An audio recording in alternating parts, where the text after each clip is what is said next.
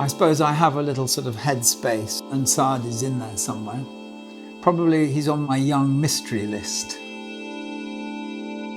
With Saad's concept, it was just the most beautiful concept, taking public art into another level by involving the public.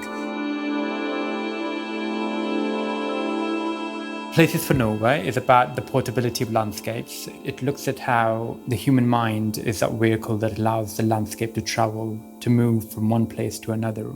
So I guess it kind of bridges that gap between the real and the imagined landscape.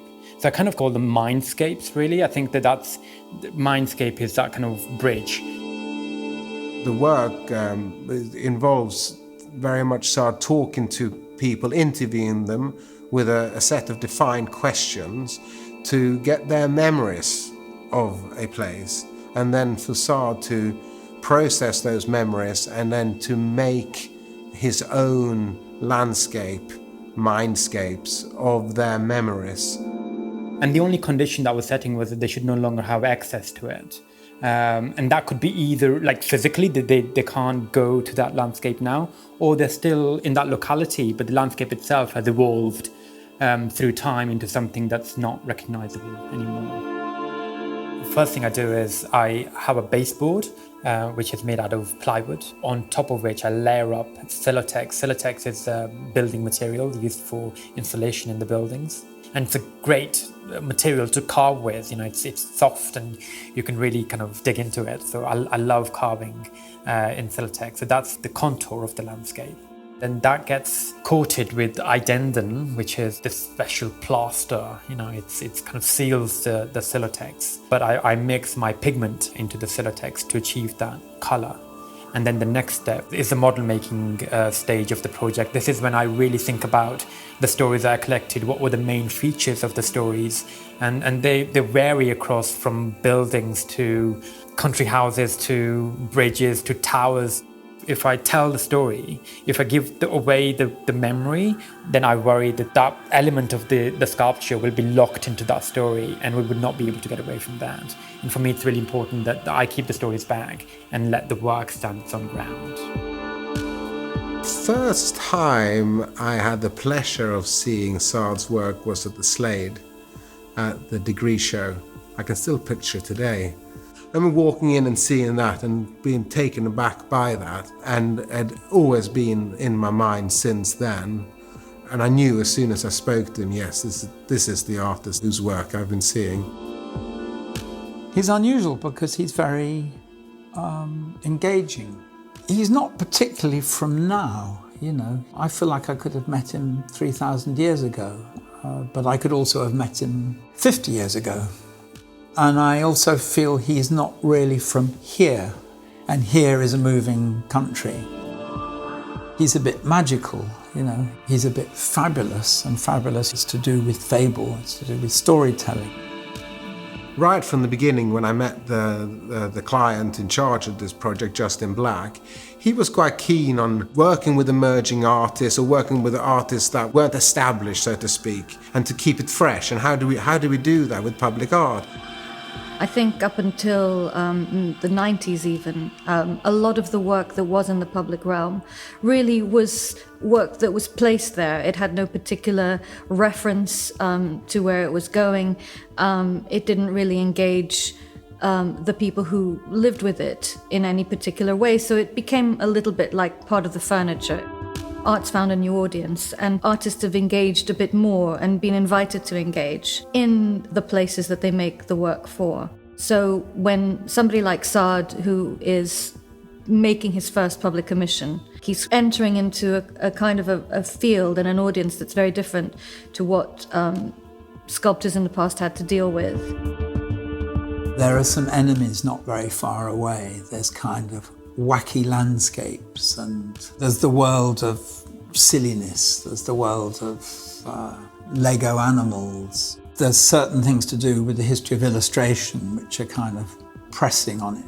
And he's got to walk near all of that, because it's not going to go away, but not get caught in it. They're all very special, but there's two of them that I think are more successful in terms of articulating my ideas and stories, and in terms of how they now stand their own ground. I think they're more successful in doing that. If I named them, I think that would be unfair on the remaining 4. It doesn't feel like lots of people who like making models have all worked on this. It feels like it's got a voice. I have a good skill as a craftsman. I enjoy making things and playing with my materials. I've decided to go scale less. So there may be a big bridge, going all across the landscape. And there might be tiny little things that are happening kind of on it, keeping it in that sculptural realm.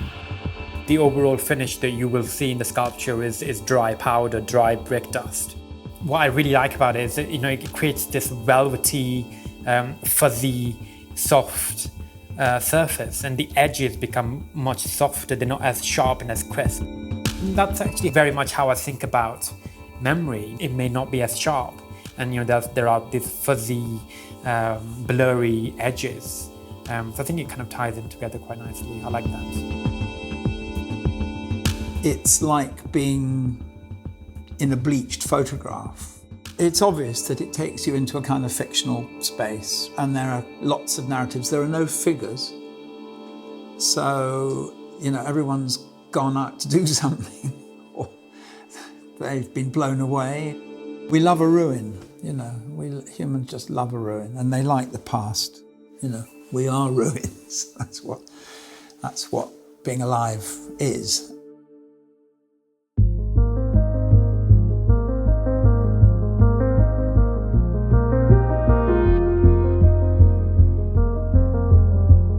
It hits you big time when the work leaves the studio. I just go into depression for days and days. I can't get out of it. And you just sat there in an empty studio. It's like, what now? Particularly on such a big project like this, when I've been working on it for a year and a half. So I've had all that time that I've spent with the works. And they were mine, and they were only mine, and I could decide what to do with them, and who could see them, and how they would see them, and all of that. So from that such tight control, and then suddenly letting them go into the world, that's major. Each work and each project it comes with its own aftermath. There's an unuseful expectation that artists should behave like children. And artists, for the greater part, are children. Being frightened, being puzzled, not getting it, feeling left out, being voyeuristic. Also finding the world to be like a play, which you probably half realise you're a player in, but you're also primarily a witness of. The framework is like 50 mil. It actually crops the top. And just these details is what really makes the piece. Like as soon as something gets framed, that's it. It's just, it polishes it. Even the reflections now, the piece kind of came from the public. It's all these stories that came together, and then they'll be kind of reflected in the piece itself. If you have an exhibition in a gallery, for example, you will have many shows like that, and if one isn't as good as the last one, it will soon be forgotten and people will kind of move on. And with something that's going to be within the public realm, outside the walls of a gallery, it's going to be judged by everybody. So it is, we're asking a lot of Saad to make this work, for him to keep his integrity, for him to show the work how he wants to see it, to meet all these people's expectations, not only the client, not only mine, but his own and the public. People will be able to walk through them on their way to work in the daytime, and they hardly have time to look at them. Then they'll be on their way back and it's nighttime, and they'll see them in different times, different light conditions, different weather conditions.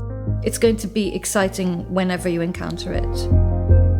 It's grown up not to touch, and these things are going to be in big glass boxes, so your desire to touch is going to be repressed anyway.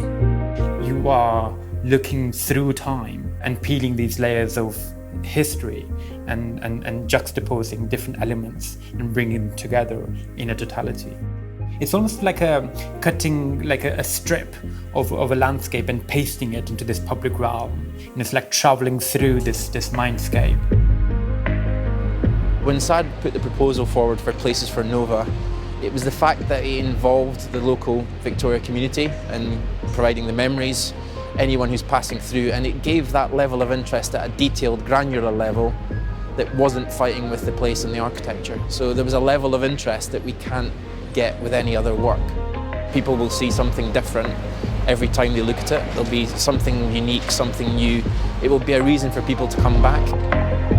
I think it's going to give him a lot of confidence in his own abilities to keep pushing at his more ambitious ideas. But equally importantly, it's going to provide potential other partners with the confidence that he can deliver. Hopefully it'll just give him that little nudge that allows him to realise things on a grander scale, and not just in London, but all over the world. Any public art, or any art in fact, that you put into these environments, they have to have a reason to be there. And I think if you think about Saad's work, you couldn't think of a better work that actually has a reason to be there.